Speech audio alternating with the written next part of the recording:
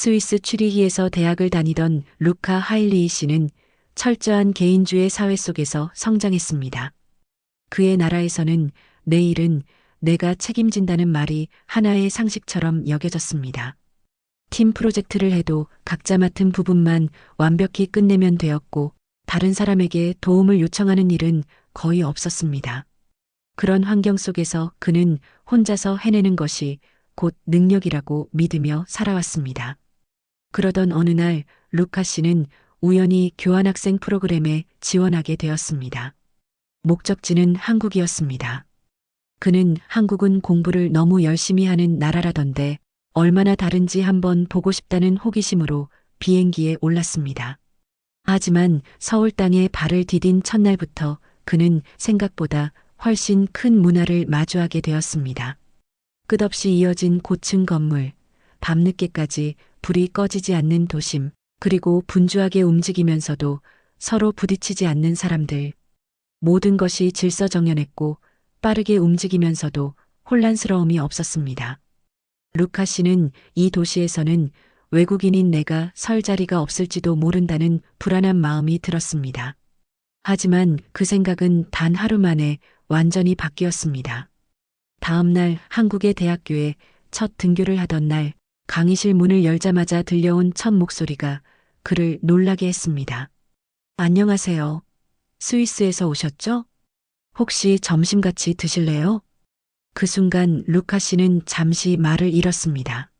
낯선 외국인에게 먼저 인사를 건네는 따뜻한 미소와 자연스러운 손짓. 그것은 그가 스위스에서는 한 번도 받아본 적 없는 환대였습니다. 그날 이후 루카 씨의 머릿속에는 경쟁하는 나라 대신 함께 나누는 나라라는 새로운 한국의 이미지가 자리 잡기 시작했습니다. 루카 씨가 한국 대학에서 처음 맡은 과제는 한국 사회의 변화를 주제로 한 팀 프로젝트였습니다. 그는 당연히 자신이 맡은 부분만 잘하면 된다고 생각했습니다. 그러나 첫 모임에서 마주한 광경은 그가 알고 있던 모든 상식을 뒤흔들었습니다. 팀장으로 보이는 여학생 지연 씨가 말했습니다. 우리 주제를 정하기 전에 각자 어떤 생각을 하고 있는지 먼저 들어보면 좋겠어요. 그 말과 함께 팀원들이 차례로 의견을 나누기 시작했습니다. 경제적인 변화, 문화적인 변화, 그리고 세대 간 인식의 차이까지 모두 진지하게 이야기했습니다. 누구도 상대의 말을 끊지 않았고 반대 의견이 나와도 공격적인 말은 단 한마디도 없었습니다. 루카 씨는 조용히 그 모습을 지켜보았습니다. 우리나라였다면 이미 역할을 나누고 각자 따로 움직였을 텐데 이 사람들은 왜 이렇게 천천히 이야기를 나누는 걸까? 하지만 회의가 끝날 무렵 그는 깨달았습니다. 그 천천함 속에는 모두의 생각을 존중하려는 진심이 담겨 있었습니다. 그들은 단순히 결과를 만드는 것이 아니라 함께 만드는 과정을 중요하게 여기고 있었습니다. 그날 밤 루카 씨는 일기에 이렇게 적었습니다. 오늘 처음으로 협력이라는 단어의 진짜 의미를 보았습니다. 한국 사람들은 일을 함께 하면서도 서로를 기다릴 줄 압니다. 빠르지 않지만 그만큼 단단합니다. 며칠 후 지연 씨가 루카 씨에게 다가와 말했습니다. 발표 전에 한번 연습해 볼까요? 혹시 발음이 어려울 수도 있을 것 같아서 도와드릴게요. 그는 당황했습니다. 누군가 자신을 위해 시간을 내어주는 것이 낯설었기 때문입니다. 그는 손사래를 치며 말했습니다. 괜찮습니다. 혼자서 해도 됩니다. 그러자 지연 씨는 미소를 지으며 답했습니다. 혼자보다 함께하면 더 잘할 수 있잖아요. 그 단순한 한마디가 루카 씨의 마음을 크게 울렸습니다. 그는 처음으로 혼자 잘하는 것보다 함께 잘하는 것이 더 큰 성취라는 사실을 느꼈습니다. 며칠 뒤 발표 날이 되었습니다. 루카 씨는 긴장한 나머지 중간에 말을 잊어버렸습니다. 그 순간 팀원들이 자연스럽게 그를 도와 발표를 이어갔습니다. 누구도 그의 실수를 탓하지 않았습니다. 발표가 끝나자 모두가 서로의 어깨를 두드리며 수고했어요 라고 말했습니다. 그 짧은 순간 루카 씨는 깨달았습니다. 이건 단순한 과제가 아니라 진심이 오가는 관계였습니다. 그날 밤 그는 창가에 앉아 조용히 중얼거렸습니다. 한국 사람들은 경쟁 속에서도 서로를 끌어올립니다. 내가 아는 공부는 혼자 하는 일이었지만 이곳의 공부는 함께 성장하는 일입니다. 첫 수업이 끝난 날 팀원 중 한 명인 지연 씨가 루카 씨에게 다가와 말했습니다. 오늘 점심 같이 드실래요? 학교 앞에 맛있는 김치찌개 집이 있어요. 루카 씨는 잠시 망설였습니다. 스위스에서는 수업이 끝나면 대부분 혼자 식사를 하거나 간단히 샌드위치를 먹는 것이 보통이었기 때문입니다. 그러나 그들의 밝은 표정에 이끌려 자연스럽게 고개를 끄덕였습니다. 좋습니다. 함께 식당으로 향하는 길, 지연 씨와 팀원들은 수다를 떨며 웃고 있었습니다. 루카 씨는 그 모습을 보며 속으로 생각했습니다. 정말 즐거워 보인다. 마치 가족처럼 가까운 사람들 같다. 식당에 들어서자 따뜻한 공기가 그를 맞이했습니다. 김치찌개의 향이 코끝을 자극했고 지연 씨는 익숙하게 종업원을 불렀습니다.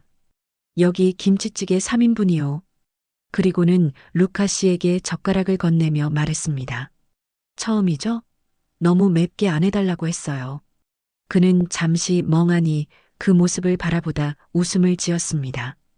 이 사람들은 처음 보는 외국인에게도 이렇게 세심하게 신경을 써주는구나. 식사가 시작되자 한국인들의 식사 문화가 그의 눈에 새로워 보였습니다. 모두가 한 냄비에서 국을 함께 떠먹고 반찬도 자연스럽게 나누어 먹었습니다. 누군가 밥그릇이 비면 더 드세요라며 반찬을 덜어주었고 누군가 물을 마시려 하면 제가 따라드릴게요라며 컵을 채워주었습니다. 루카 씨는 놀란 눈으로 그 장면을 바라보았습니다. 이건 단순한 식사가 아니구나. 서로를 챙기고 나누는 하나의 마음 표현이구나. 그는 조심스럽게 숟가락을 들어 김치찌개를 떠먹었습니다.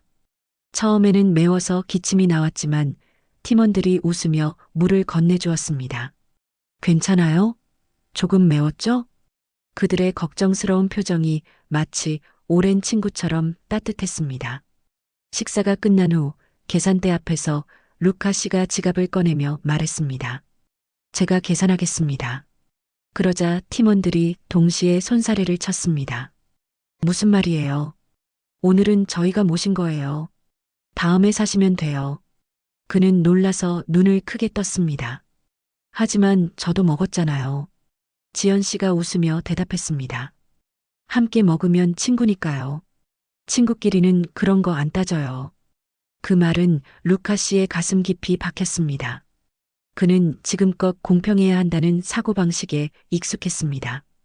그러나 한국에서는 공평함보다 함께함이 더 중요했습니다. 그날 오후 그는 도서관으로 향하며 생각에 잠겼습니다. 같이 밥을 먹는다는 건 단순한 시간이 아니구나. 이 사람들은 밥을 나누면서 마음을 나눈다. 식사 한 끼가 관계를 만들고 그 관계가 신뢰를 만든다. 그날 밤 그는 일기에 이렇게 적었습니다. 오늘 처음으로 한국의 정이라는 것을 느꼈습니다. 함께 밥을 먹는 시간 속에서 그들은 서로의 하루를 위로하고 마음을 나누며 하나의 공동체를 이뤘습니다. 밥상 위에는 음식뿐 아니라 따뜻한 온기가 있었습니다. 며칠 뒤 루카 씨는 먼저 팀원들에게 말을 꺼냈습니다. 내일은 제가 점심을 살게요. 이번엔 제 차례입니다. 지연 씨가 놀라며 웃었습니다. 이제 완전히 한국 사람이 다 되셨네요. 그 말에 루카 씨도 따라 웃었습니다. 그는 그때 처음으로 함께 밥을 먹는 친구라는 말의 의미를 진심으로 이해했습니다. 그 시간 이후로 그는 한국 친구들과 더 자주 어울리게 되었고 그들의 따뜻한 마음 속으로 조금씩 녹아들기 시작했습니다. 그의 마음 속에는 새로운 확신이 생겼습니다. 이 나라의 힘은 협력과 정에서 나온다. 한국 사람들은 밥 한 끼 속에서도 마음을 나누는 법을 알고 있다. 한 학기가 절반쯤 지나던 어느 날 루카 씨는 또 다른 팀 과제를 맡게 되었습니다. 이번에는 도시 속 공존을 주제로 한 발표였습니다.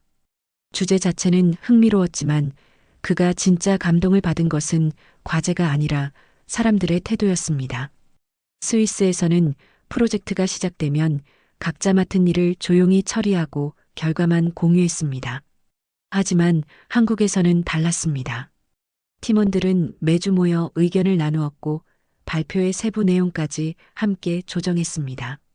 서로의 아이디어를 존중하며 더 나은 결과를 위해 기꺼이 자신의 생각을 수정했습니다. 그 모습을 본 루카 씨는 마음속으로 중얼거렸습니다. 이 사람들은 내가 이기기 위해 공부하는 게 아니라 모두가 함께 성장하기 위해 공부하고 있구나. 회의가 끝나고 늦은 밤이 되었습니다. 한 팀원이 말했다. 내일 시험 준비도 해야 하는데 우리 루카 씨는 괜찮아요? 피곤하지 않아요? 그는 웃으며 대답했습니다. 괜찮습니다. 이런 건 오히려 즐겁습니다. 그날 이후 그는 팀원들과 스터디 모임에도 참여했습니다. 스터디룸에 들어서면 누군가는 문제를 내고 또 누군가는 요약 정리를 했습니다. 모두가 자신의 강점을 살려 서로를 도왔습니다. 누군가 이해하지 못하면 괜찮아요. 천천히 다시 설명해 드릴게요라며 자연스럽게 반복해 주었습니다. 그때 루카 씨는 다시 한번 놀랐습니다. 공부는 경쟁이 아니라 나눔이 될 수도 있구나. 스위스에서는 공부를 잘하면 자신만의 성취로 여겼습니다. 하지만 한국에서는 공부를 잘하는 사람이 다른 이들을 도우며 함께 성장했습니다. 그 협력의 문화 속에서 그는 진짜 배움의 의미를 느끼기 시작했습니다. 며칠 뒤 시험을 앞두고 루카 씨는 스스로 놀랄 만큼 열심히 공부했습니다. 그러나 그는 이전과 달리 불안하지 않았습니다. 혹시 모르겠는 게 있으면 친구들이 도와줄 거야. 그 믿음 하나만으로도 마음이 편안했습니다. 시험이 끝난 후 팀원들이 함께 카페에 모였습니다. 오늘 시험 어땠어요? 괜찮았어요. 루카 씨는요? 그는 웃으며 대답했습니다. 한국 친구들 덕분에 자신 있게 썼습니다. 그 말에 모두가 환하게 웃었습니다. 그 순간 그는 깨달았습니다. 공부는 혼자 이기는 싸움이 아니라 함께 성장하는 여정이었습니다. 며칠 뒤 교수님이 시험 성적을 공개했습니다. 루카 씨는 자신의 점수가 기대 이상으로 높다는 걸 보고 놀랐습니다. 그러자 옆에 있던 지연 씨가 웃으며 말했습니다. 잘했어요. 우리 다 같이 노력했잖아요. 그 말에 루카 씨는 잠시 말을 잃었습니다. 우리, 그 단어 하나가 그렇게 따뜻하게 들린 적은 처음이었습니다. 스위스에서는 나라는 단어가 늘 중심이었습니다. 하지만 한국에서는 우리가 모든 문장의 시작이었습니다. 그 차이는 단순히 언어의 차이가 아니라 사람을 대하는 철학의 차이였습니다. 그날 밤 루카 씨는 일기에 이렇게 적었습니다. 오늘 나는 진짜 공부를 했습니다. 점수를 얻는 공부가 아니라 사람을 배우는 공부였습니다. 함께 공부하며 서로를 이해하고 신뢰를 쌓는 것. 그것이 한국이 가진 진짜 교육의 힘이었습니다. 그는 펜을 내려놓으며 창문 밖을 바라보았습니다. 캠퍼스 안의 불빛은 아직 꺼지지 않았고 늦은 시간까지 남아 함께 공부하는 학생들의 모습이 보였습니다. 그는 미소를 지으며 속삭였습니다. 이곳에서는 경쟁이 사람을 멀어지게 하지 않습니다. 오히려 서로를 가까워지게 만듭니다. 그 순간 루카 씨는 확신했습니다. 한국의 교육이 강한 이유는 단순한 성실함 때문이 아니라 서로를 믿고 함께 나아가는 따뜻한 힘 때문이라는 것을 말입니다. 봄비가 내리던 어느 날이었습니다. 수업이 끝나고 캠퍼스를 나서려는데 갑자기 굵은 빗방울이 쏟아졌습니다. 우산이 없던 루카 씨는 잠시 건물 안에서 비가 잦아들기를 기다렸습니다. 그때 누군가 그의 어깨를 톡 치며 말을 걸었습니다. 루카 씨, 그냥 같이 가요. 지연 씨가 자신의 우산을 반쯤 그에게 씌워주며 웃고 있었습니다. 같이 쓰면 되죠. 그는 순간 당황했습니다. 괜찮습니다. 금방 그칠 것 같습니다. 하지만 지연 씨는 고개를 저었습니다. 이 비는 쉽게 안 그쳐요. 얼른 가요. 비가 내리는 캠퍼스 길을 두 사람이 함께 걸었습니다. 한쪽 어깨는 젖었지만 마음은 이상하게 따뜻했습니다. 루카 씨는 조심스럽게 물었습니다. 한국에서는 이렇게 친구끼리 자주 우산을 같이 쓰나요? 지연 씨가 미소 지으며 대답했습니다. 그럼요. 우산은 같이 쓰라고 있는 거잖아요. 그 말은 짧았지만 그의 가슴 속에 깊이 새겨졌습니다. 이곳에서는 배려가 특별한 행동이 아니라 일상 속의 습관이구나. 며칠 뒤 시험 준비로 밤늦게까지 도서관에 남아있던 날이었습니다. 루카 씨는 배가 고파서 잠시 휴게실로 향했습니다. 그곳에서 우연히 만난 팀원 민재 씨가 컵라면을 먹고 있었습니다. 그는 반갑게 손을 흔들었습니다. 루카 씨 라면 좋아하시죠? 같이 먹어요. 루카 씨는 머뭇거렸습니다. 괜찮습니다. 전 괜찮아요. 그러자 민재 씨가 젓가락을 내밀며 말했습니다. 괜찮아요. 하나 더 끓일게요. 잠시 후 따뜻한 라면이 두 사람 앞에 놓였습니다. 루카 씨는 국물을 한 입 떠먹으며 놀라운 감정을 느꼈습니다. 그 단순한 한 그릇의 라면 속에 같이 있고 싶다는 진심이 담겨 있었습니다. 그는 속으로 중얼거렸습니다. 이건 단순한 음식이 아니라 마음을 나누는 행동입니다. 그날 밤 그들은 공부 이야기를 하다 인생 이야기를 나누기 시작했습니다. 민재 씨는 루카 씨, 한국 생활 힘들죠? 라며 진심으로 걱정했고, 루카 씨는 처음으로 한국에서의 외로움을 솔직하게 털어놓았습니다. 사람들이 다 친절한데도 가끔은 혼자인 것 같습니다. 민재 씨는 조용히 고개를 끄덕였습니다. 괜찮아요. 우리도 외로울 때 많아요. 그래도 친구가 있잖아요. 그 말은 루카 씨의 가슴에 잔잔히 파문을 일으켰습니다. 그는 그 순간 깨달았습니다. 진짜 우정은 거창한 말이 아니라 곁에 있어주는 마음이라는 것을. 며칠 후 루카 씨는 친구들에게 작은 초콜릿 상자를 건넸습니다. 이건 스위스에서 가져온 겁니다. 고마워서 드립니다. 지연 씨와 민재 씨는 깜짝 놀라며 웃었습니다. 이걸 우리한테요? 왜요? 저한테 잘해주셔서요. 친구니까요. 그 순간 세 사람은 눈을 마주보고 웃었습니다. 그 웃음은 말보다 따뜻했고 그들의 마음을 더욱 단단하게 이어주는 끈이 되었습니다. 그날 이후 루카 씨는 어떤 일이 생기면 괜찮아요? 도와드릴까요? 라는 말을 먼저 하게 되었습니다. 그는 자신도 모르게 한국식 배려를 배워가고 있었습니다. 며칠 뒤 도서관 앞에서 갑자기 넘어지는 학생을 본 순간 그는 본능적으로 달려가 손을 내밀었습니다. 괜찮습니까? 그 학생이 놀란 얼굴로 고개를 끄덕였습니다. 그는 그제야 깨달았습니다. 나도 이제 누군가에게 먼저 손을 내밀 줄 아는 사람이 되었구나. 그날 밤 루카 씨는 일기에 이렇게 적었습니다. 한국의 우정은 말로 약속하지 않습니다. 작은 행동 하나, 따뜻한 눈빛 하나로 서로의 마음을 확인합니다. 나에게 우산을 씌워주고 라면을 나눠주고 괜찮냐고 물어봐준 그 모든 순간이 나를 바꾸었습니다. 그들은 나에게 함께 사는 법을 가르쳐 주었습니다. 그는 펜을 내려놓으며 미소를 지었습니다. 이 나라 사람들은 작게 행동하지만 그 마음은 크고 깊습니다. 그들의 친절은 일시적인 예의가 아니라 살아있는 온기입니다. 그날 이후로 루카 씨는 한국에서의 일상이 달라졌습니다. 혼자 걷던 길이 따뜻해졌고 하루의 끝마다 오늘도 좋은 사람들과 함께했다는 생각이 들었습니다. 그는 그때부터 확신했습니다. 진짜 친구란 나를 위해 울어주는 사람이 아니라 내가 울기 전에 다가와주는 사람입니다. 한국 생활에 조금 익숙해질 무렵 루카 씨는 여전히 몇 가지 문화 차이 때문에 당황하곤 했습니다. 그중 하나는 예의였습니다.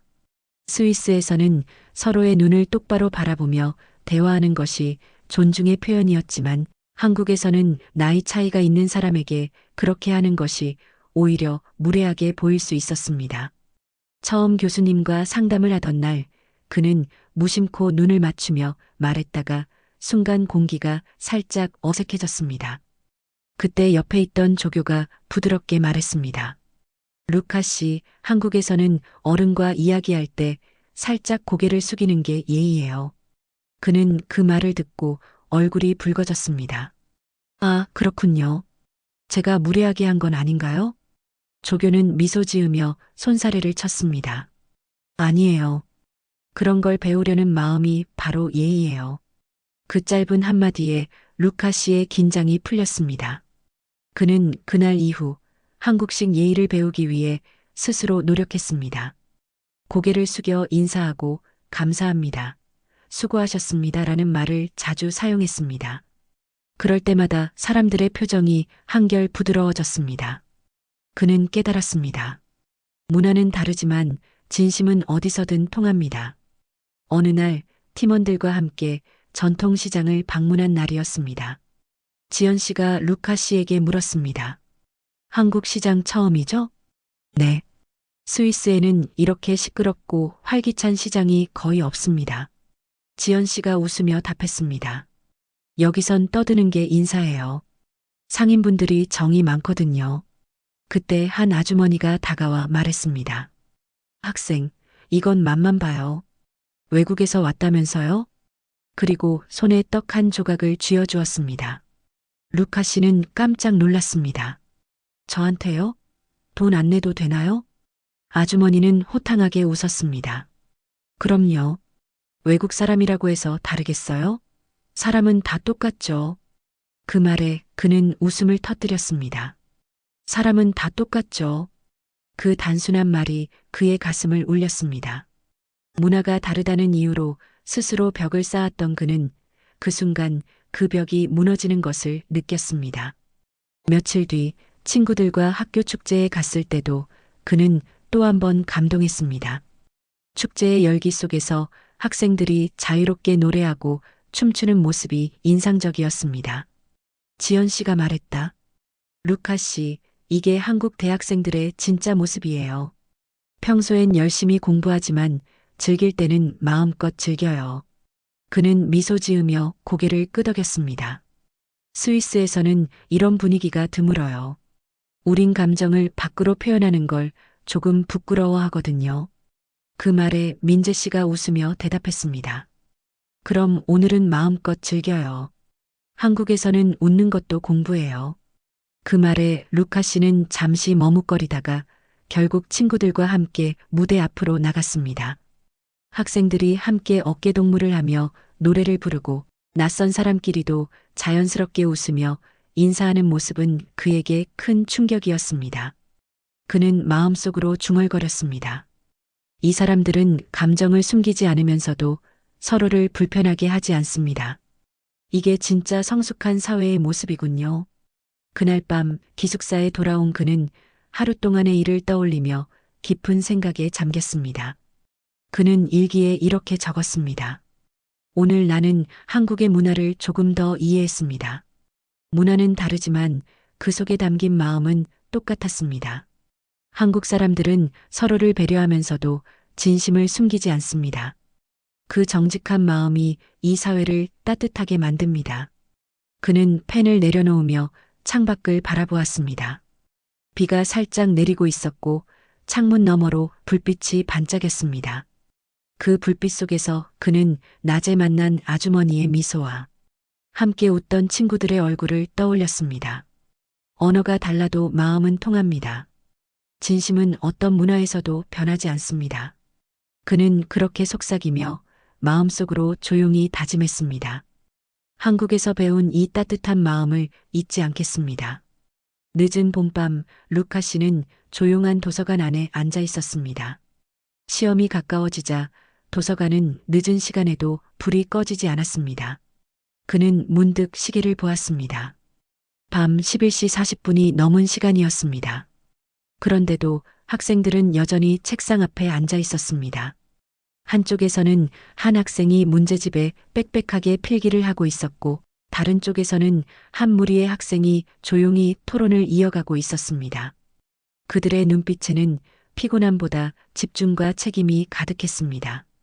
루카 씨는 속으로 중얼거렸습니다. 이 시간에 도서관이 이렇게 가득 찰 줄은 몰랐습니다. 그는 커피 한 잔을 마시며 창밖을 바라보았습니다. 도서관 창문 너머로는 늦은 밤의 서울 불빛이 여전히 반짝이고 있었습니다. 그 불빛이 마치 이 나라 사람들의 의지처럼 꺼지지 않는 것 같았습니다. 며칠 전까지만 해도 그는 이렇게 늦게까지 공부하는 한국 학생들의 모습을 이해하지 못했습니다. 굳이 이렇게까지 열심히 해야 하나? 적당히 해도 되지 않을까? 그는 그렇게 생각했습니다. 하지만 시간이 지나며 그는 깨닫게 되었습니다. 한국 학생들이 열심히 하는 이유는 단순히 성적을 위해서가 아니었습니다. 그들은 자신이 맡은 일을 끝까지 책임지려는 마음 때문이었습니다. 그 책임감은 경쟁에서 비롯된 것이 아니라 내가 맡은 일은 내가 반드시 해내야 한다는 스스로에 대한 약속이었습니다. 그날 밤 지연 씨가 도서관으로 들어왔습니다. 그녀는 무거운 참고서를 들고 루카 씨 옆자리에 앉았습니다. 아직 안 가셨어요? 네. 다들 이렇게 늦게까지 남아 있어서 저도 가기가 미안했습니다. 그 말에 지연 씨가 웃었습니다. 미안할 필요 없어요. 우리는 그냥 해야 할 걸 하는 거예요. 그 단순한 말 한마디가 루카 씨의 가슴에 크게 남았습니다. 해야 할 걸 하는 것. 그건 단순한 공부의 태도가 아니라 삶의 자세였습니다. 잠시 후 민재 씨도 도서관에 들어왔습니다. 그는 커피 2잔을 들고 와서 한 잔을 루카 씨에게 건넸습니다. 이 시간엔 이게 최고예요. 루카 씨는 웃으며 컵을 받았습니다. 감사합니다. 그런데 내일 수업도 있잖아요. 괜찮습니까? 민재 씨는 고개를 끄덕였습니다. 힘들어도 해야죠. 우리가 맡은 건 우리가 끝내야 하니까요. 그 말을 듣는 순간 루카 씨는 다시 한번 놀랐습니다. 이들은 자신이 맡은 일에 대한 책임을 즐기고 있구나. 그는 그 순간 자신이 배워야 할 진짜 공부의 자세를 깨달았습니다.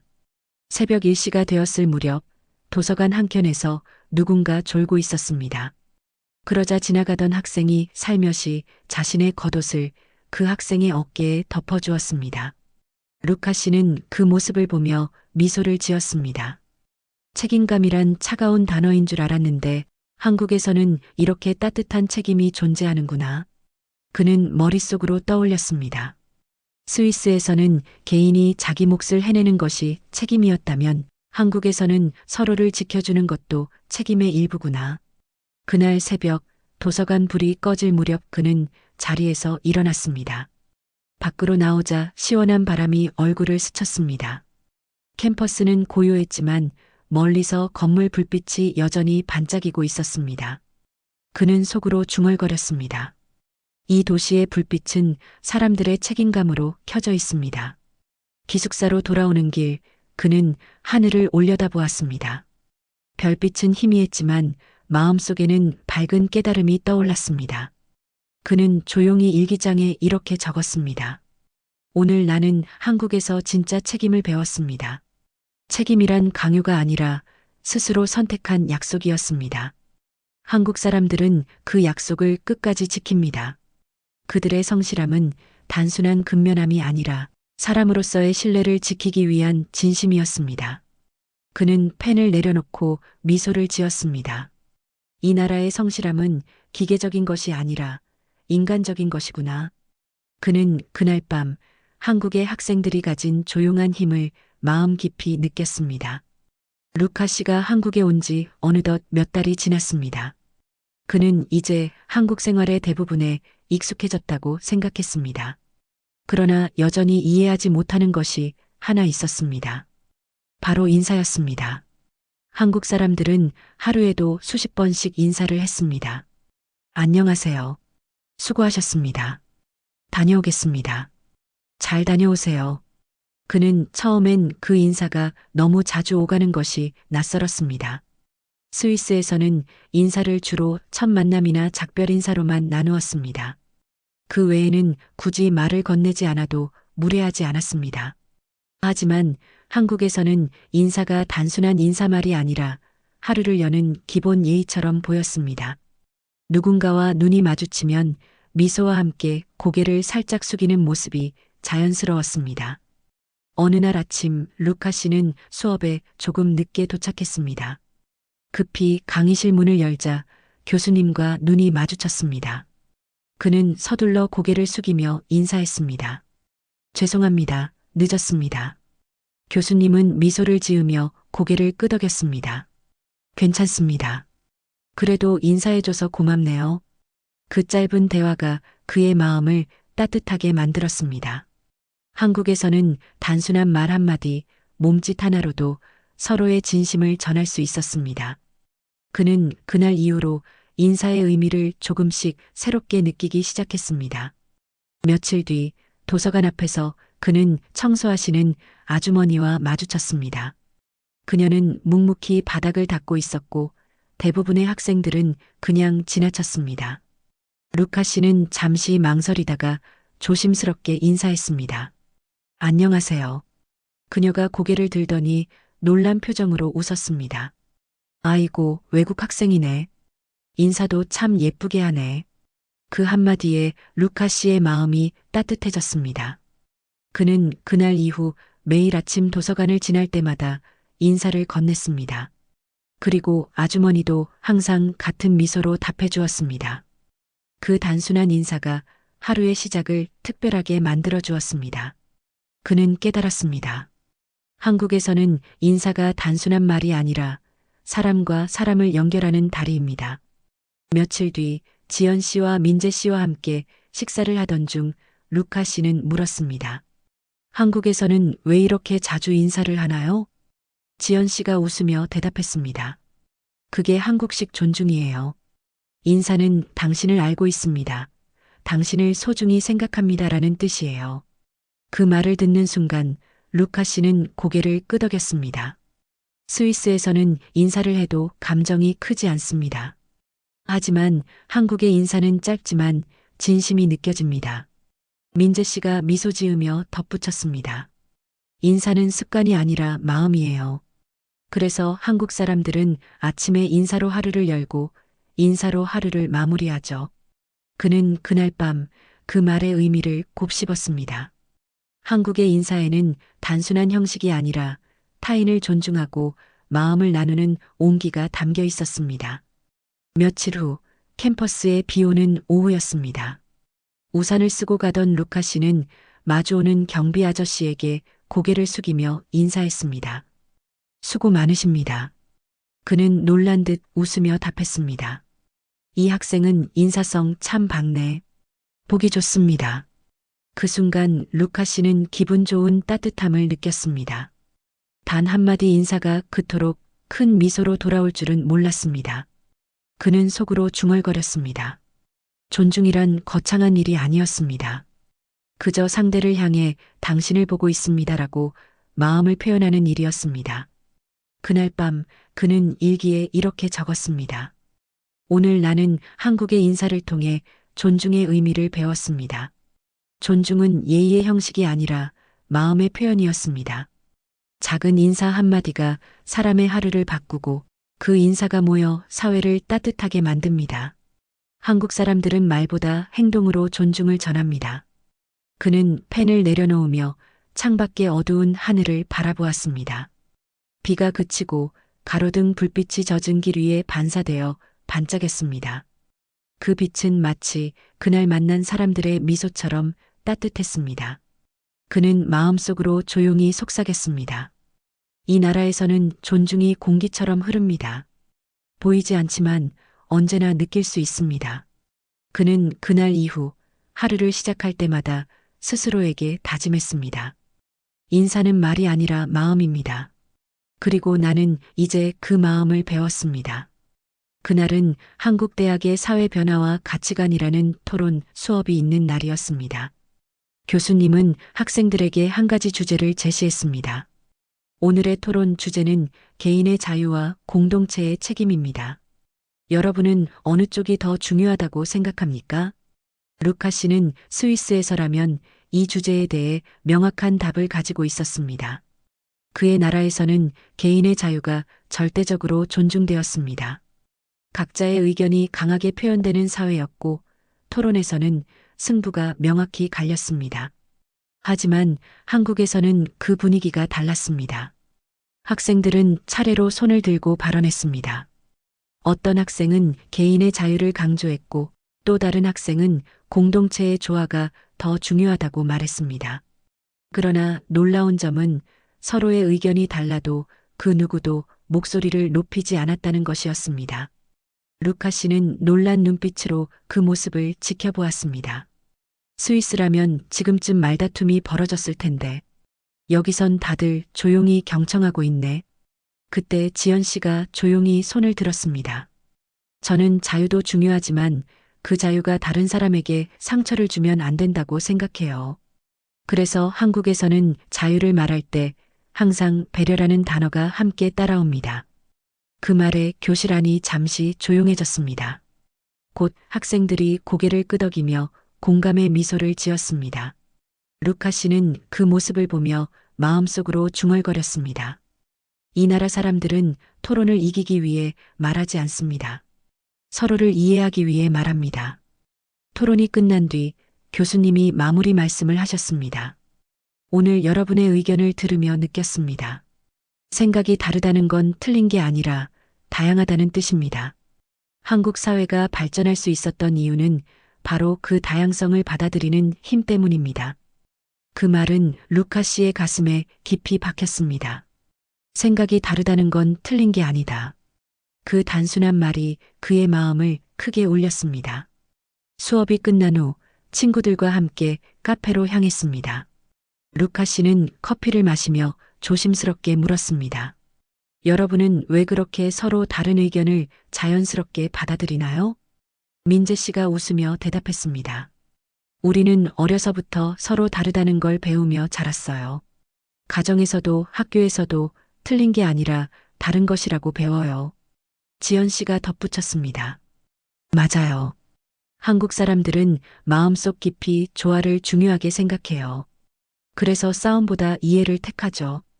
그들의 말을 듣고 루카 씨는 잠시 말을 잃었습니다. 조화.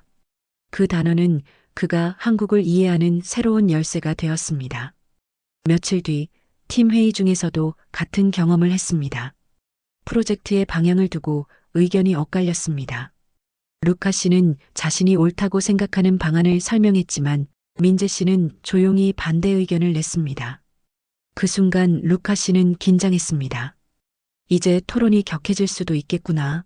하지만 예상은 빗나갔습니다. 지연 씨가 차분히 말했습니다. 좋아요.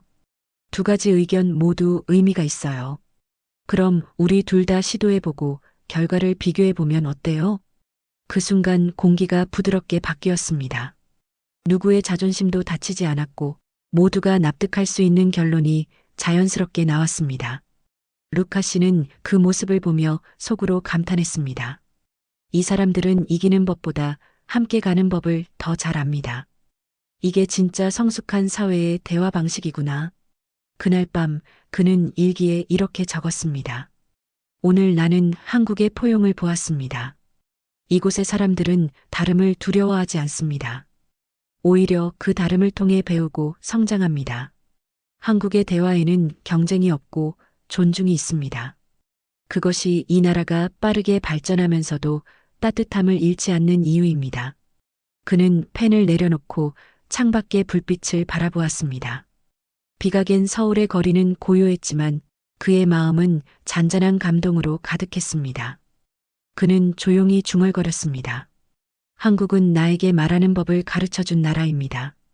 이 나라에서는 말로 상처를 주지 않습니다. 대화는 상대를 설득하는 일이 아니라 함께 마음을 나누는 일입니다. 그날 밤 그는 처음으로 진심으로 느꼈습니다. 생각이 달라도 마음은 통할 수 있습니다. 한여름의 더운 오후 루카 씨는 강의가 끝나고 학교 앞 지하철역으로 향했습니다. 계단을 내려가며 그는 여전히 놀라운 광경을 자주 목격했습니다. 출퇴근 시간에도 아무리 많은 사람이 몰려도 서로 밀치거나 새치기하는 사람을 본 적이 거의 없었습니다. 지하철 문이 열리면 승객들은 먼저 내리는 사람을 기다렸고 그 후에야 줄을 따라 조용히 탑승했습니다. 누군가 뛰어들거나 앞사람을 밀어내는 장면은 없었습니다. 루카 씨는 속으로 감탄했습니다. 이 많은 인파 속에서 어떻게 이렇게 차분할 수 있을까요? 그는 문득 스위스의 출근길을 떠올렸습니다. 질서를 중시하는 나라라 자부했지만 때때로 버스나 기차를 탈 때면 조급함에 밀치기도 하고 불평하는 사람들도 있었습니다. 그런데 한국은 달랐습니다. 아무도 큰 소리치지 않았고 모두가 자연스럽게 질서를 지키고 있었습니다. 그날 밤 그는 친구 민재 씨에게 물었습니다. 왜 한국 사람들은 이렇게 조용한데도 질서를 잘 지키나요? 혹시 법이나 규제가 엄격해서 그런가요? 민재 씨는 웃으며 대답했습니다. 아니요. 그냥 다들 서로 불편하게 만들고 싶지 않아서 그래요. 그 단순한 말이 루카 씨의 마음을 울렸습니다. 서로 불편하게 만들고 싶지 않아서라니. 이건 의무가 아니라 배려에서 나온 질서구나. 그는 깨달았습니다. 한국 사회의 질서는 강제된 것이 아니라 사람들 사이의 존중과 양심에서 비롯된 품격이었습니다. 며칠 뒤 그는 학교 근처 횡단보도 앞에서 신호를 기다리고 있었습니다. 그때 주변에는 차가 한 대도 없었고 신호등은 빨간불이었습니다. 스위스였다면 대부분 그냥 건너갔을 것입니다. 하지만 한국에서는 모두가 그대로 멈춰 서 있었습니다. 한참을 기다린 뒤에야 초록불이 켜지자 사람들은 조용히 길을 건넜습니다. 그는 놀라서 속으로 중얼거렸습니다. 누가 보는 것도 아닌데 다들 규칙을 지키네요. 그 순간 옆에 있던 아주머니가 그를 보며 미소 지었습니다. 이게 다 서로를 위해서죠. 급해도 다치면 안 되잖아요. 그 말은 단순했지만 그 안에는 깊은 철학이 담겨 있었습니다. 그는 느꼈습니다.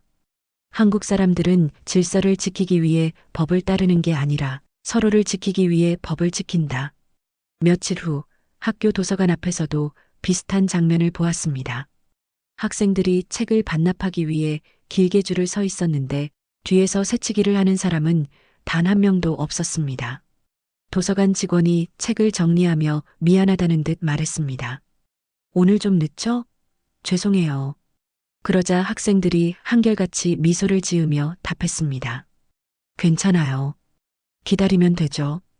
그 광경을 바라보던 루카 씨는 속으로 생각했습니다. 이 나라의 품격은 조용함 속에 있습니다. 한국 사람들은 큰 소리로 자신을 드러내지 않았습니다. 하지만 그들의 양심과 질서의식은 말보다 강했습니다. 그날 밤 그는 일기에 이렇게 적었습니다.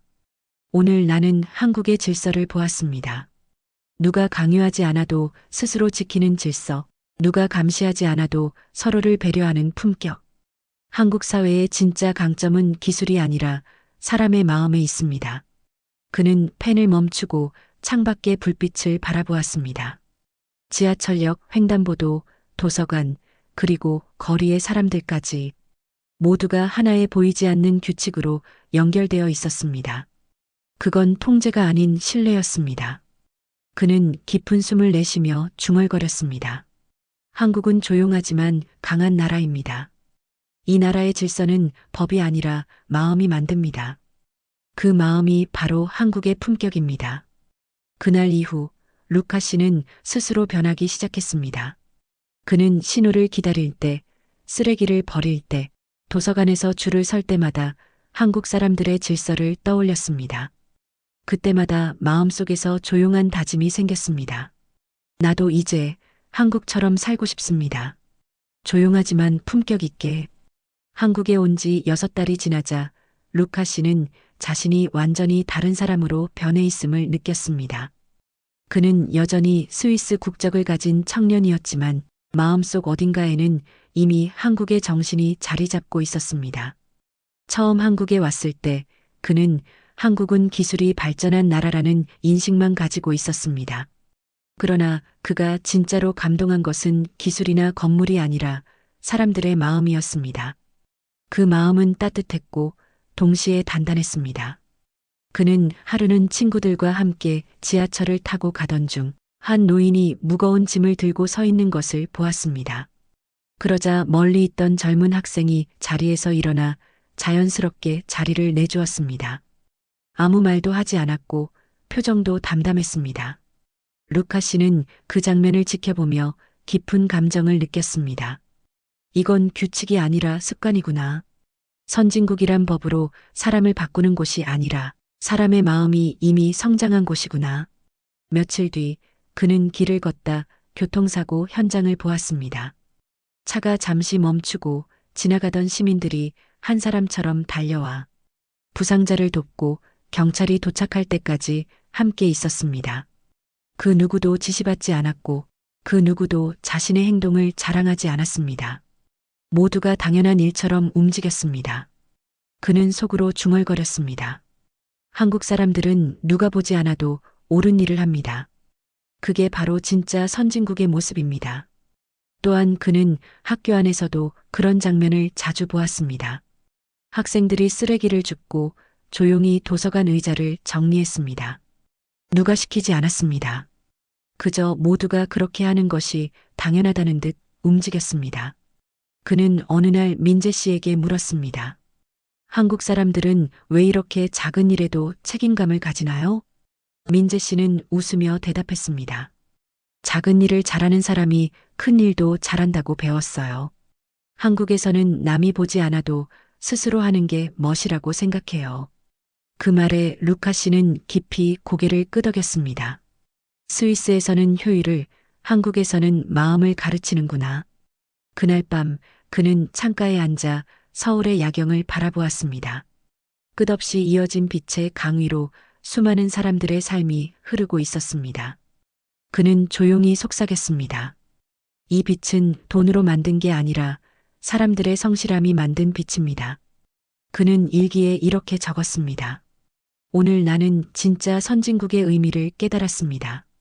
선진국은 건물이 높고 도로가 넓은 나라가 아닙니다. 서로를 배려하고 신뢰하며 함께 살아가는 마음이 있는 나라가 진짜 선진국입니다. 한국은 그런 나라입니다.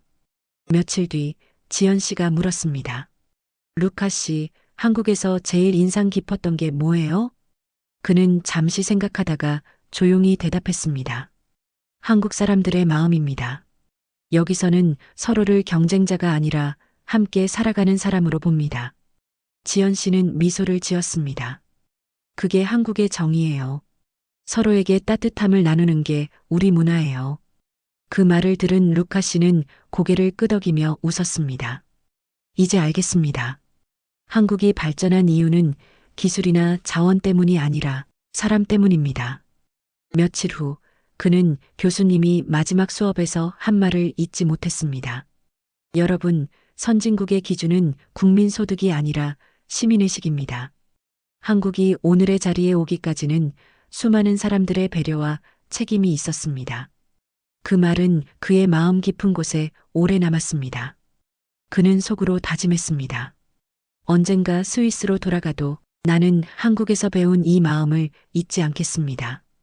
진짜 선진국은 사람의 품격으로 완성된 나라입니다.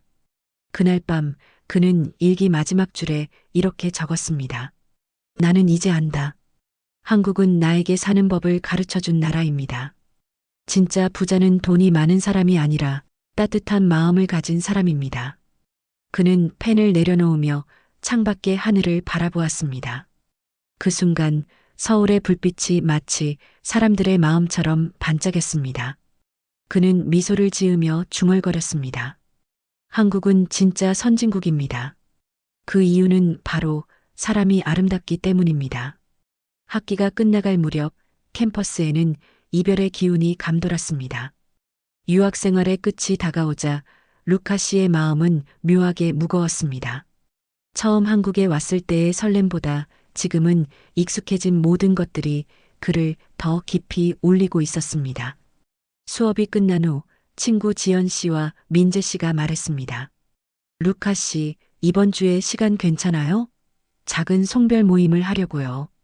그는 미소를 지으며 대답했습니다. 괜찮습니다. 하지만 저 같은 외국인을 위해 너무 신경 쓰지 마세요. 그러자 지연 씨가 단호하게 말했습니다. 무슨 말씀이세요? 이제 우리 가족 같잖아요. 그 말 한마디에 그의 가슴이 따뜻하게 데워졌습니다. 며칠 후 학교 근처 조용한 식당에 세 사람이 모였습니다. 식탁 위에는 김치찌개, 잡채, 불고기 같은 한식이 차려져 있었습니다. 그 음식들은 처음 한국에 왔을 때 그가 낯설어 하던 음식들이었습니다.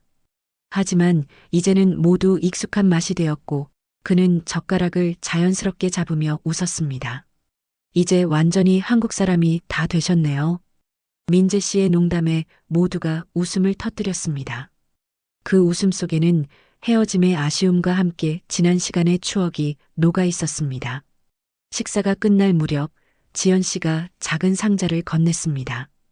이건 저희 마음이에요. 루카 씨가 상자를 열어보니 안에는 사진 한 장과 손편지가 들어 있었습니다. 사진 속에는 세 사람이 캠퍼스 벚꽃길을 걸으며 웃고 있는 모습이 담겨 있었습니다. 그리고 편지에는 이렇게 적혀 있었습니다. 우리의 우정은 국적보다 마음이 먼저였습니다. 당신이 한국에서 배운 것만큼 우리도 당신에게서 많은 걸 배웠습니다. 그는 순간 아무 말도 할 수 없었습니다. 가슴이 벅차올라 눈가가 뜨거워졌습니다. 그는 손으로 살짝 눈을 훔치며 조용히 말했습니다. 저에게 이 편지는 평생 잊지 못할 선물입니다. 그날 밤 루카 씨는 기숙사 방에서 그 편지를 다시 꺼내 읽었습니다. 편지지에 담긴 글자 하나하나가 따뜻한 불빛처럼 마음을 비쳤습니다. 그는 속으로 중얼거렸습니다. 이 우정은 언어가 통하지 않아도 통했습니다. 서로 다르다는 건 불편함이 아니라 새로운 세상을 배우는 길이었습니다. 그는 처음 한국에 왔을 때의 자신을 떠올렸습니다. 낯선 환경 속에서 어색하게 인사를 건네고 밥 한 끼조차 혼자 먹던 자신이 이제는 친구들과 웃으며 밥을 나누고 있었습니다. 그 변화를 가능하게 한 것은 언어나 문화가 아니라 진심이었습니다. 며칠 후 마지막 수업날 교수님이 학생들에게 인사를 건넸습니다. 여러분, 앞으로 어디에서 무엇을 하든 서로의 다름을 존중하는 사람이 되길 바랍니다. 다름을 이해하는 사회가 진짜 성숙한 사회입니다.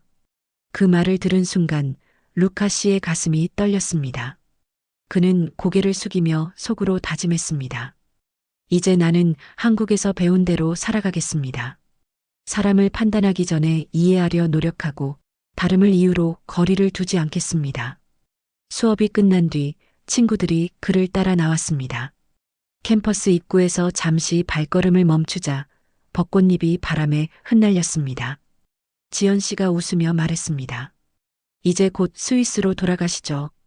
그래도 한국에 또 올 거죠? 루카 씨는 밝게 웃으며 대답했습니다.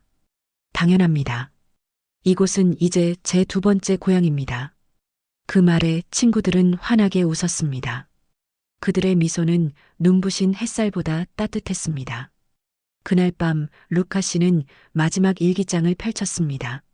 한국에서 나는 진짜 우정을 배웠습니다.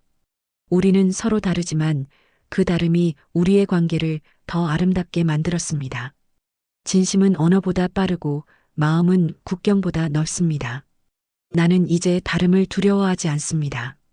오히려 그 다름 속에서 진짜 인간다움을 발견했습니다. 그는 펜을 내려놓고 창밖을 바라보았습니다. 기숙사 앞 가로등 아래에서 학생들이 함께 웃고 있었습니다. 그 웃음소리가 봄바람처럼 그의 마음에 스며들었습니다. 그는 속으로 조용히 속삭였습니다. 이곳에서 배운 우정은 내 인생의 가장 큰 선물입니다. 서로의 다름을 이해하고 존중하며 그 속에서 함께 웃을 수 있는 마음. 그것이 바로 한국이 나에게 남겨준 마지막 가르침입니다. 한국에서의 마지막 날 아침, 루카 씨는 유난히 일찍 눈을 떴습니다. 방 안은 고요했고 창문 사이로 부드러운 햇살이 들어왔습니다. 그는 잠시 천장을 바라보며 깊은 숨을 내쉬었습니다. 정말 오늘이 마지막이구나. 짐은 이미 다 쌌지만 마음은 아직 준비되지 않았습니다. 책상 위에는 친구들이 써준 편지와 함께 그가 지난 학기 동안 사용했던 노트가 니틀리 쌓여 있었습니다. 한 장 한 장 넘길 때마다 그 속에는 웃음, 고민, 그리고 성장의 흔적이 남아 있었습니다. 그는 창가에 앉아 조용히 커피를 마셨습니다. 멀리서 들려오는 학생들의 웃음소리, 지나가는 자전거 바퀴 소리, 그 모든 것이 평범하면서도 특별하게 들렸습니다. 이 소리들이 이제는 나에게 익숙한 한국의 음악이 되었습니다. 공항으로 향하기 전 그는 마지막으로 학교 캠퍼스를 한 바퀴 돌았습니다. 봄의 끝자락이었고 벚꽃은 이미 대부분 떨어져 있었습니다. 하지만 바람에 흩날리는 몇 송이의 꽃잎이 마치 그에게 작별 인사를 건네는 듯 했습니다. 강의실 앞에서 그는 잠시 걸음을 멈추었습니다. 처음 이 문을 열었을 때의 긴장과 낯설음이 떠올랐습니다. 그때의 그는 혼자서 잘해야 한다는 마음뿐이었지만 이제는 함께하는 법을 배운 사람이 되어 있었습니다. 도서관 앞 벤치에 앉자 우연히 민재 씨와 지연 씨가 뛰어왔습니다. 루카 씨, 가기 전에 꼭 보고 싶었어요. 그들은 숨을 몰아쉬며 그에게 작은 봉투를 건넸습니다. 이건 우리 마음이에요. 한국에서의 추억이 담긴 사진이에요. 봉투를 열자 안에는 세 사람이 함께 찍은 수많은 사진이 들어 있었습니다. 도서관에서 웃던 모습, 한강공원에서 자전거를 타던 모습, 그리고 마지막으로 학교 축제에서 함께 노래를 부르던 장면이 있었습니다. 루카 씨는 사진을 한 장 한 장 바라보며 미소를 지었습니다. 이건 단순한 사진이 아닙니다. 이건 내 인생의 한 장면, 그리고 내 마음의 조각입니다. 공항으로 향하는 택시 안, 창밖으로 서울의 풍경이 스쳐 지나갔습니다. 한강 위를 건너며 그는 속으로 중얼거렸습니다. 이 강은 나에게 배움의 흐름이었습니다. 나는 이곳에서 진짜 사람의 마음을 배웠습니다. 도착한 인천공항은 여느 때처럼 붐볐지만 그의 마음은 고요했습니다. 출국장으로 향하기 전 그는 다시 한번 뒤를 돌아보았습니다.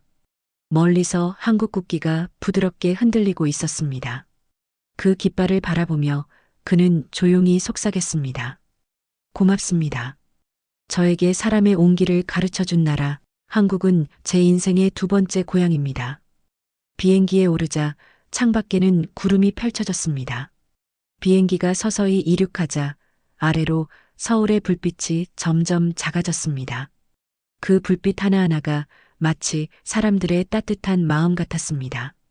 그는 그 불빛을 향해 작게 고개를 숙였습니다. 안녕히 계세요. 당신들이 보여준 친절, 질서, 배려, 그리고 사랑. 그 모든 것이 저를 더 좋은 사람으로 만들었습니다. 그는 손에 쥔 작은 편지 한 장을 다시 펼쳤습니다. 거기에는 지연 씨의 글씨로 이렇게 적혀 있었습니다. 언젠가 다시 한국에 오세요. 우리는 언제나 같은 자리에서 기다릴게요. 그 글을 읽으며 그는 미소를 지었습니다. 그는 혼잣말처럼 속삭였습니다. 나는 반드시 다시 올 겁니다. 이 나라는 나에게 단순한 여행지가 아니라 삶의 방향을 바꿔준 스승입니다.